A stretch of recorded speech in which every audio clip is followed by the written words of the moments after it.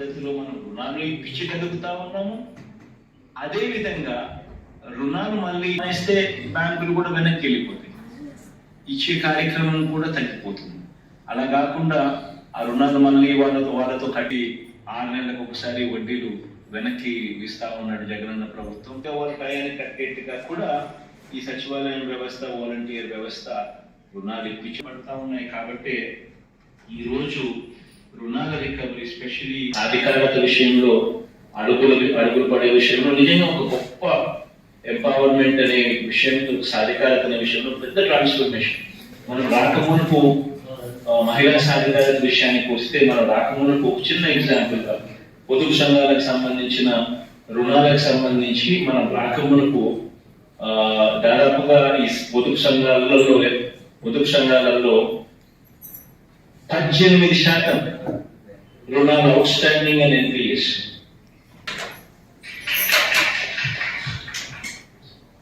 ఈరోజు ఆ పరిస్థితిలో ఉన్నాం.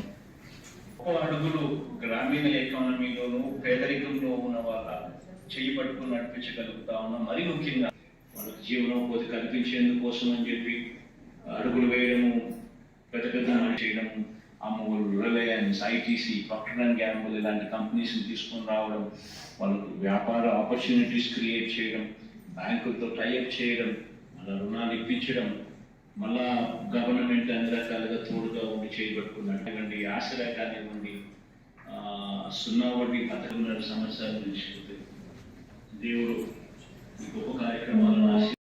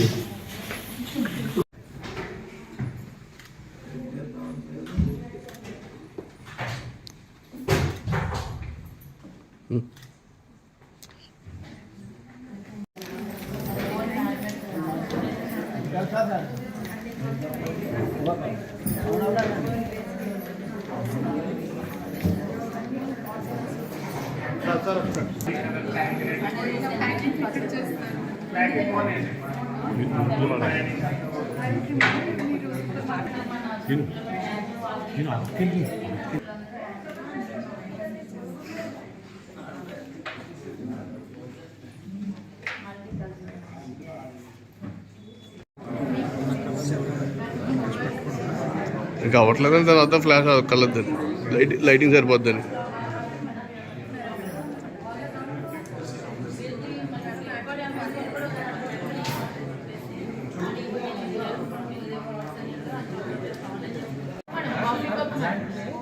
కాఫీ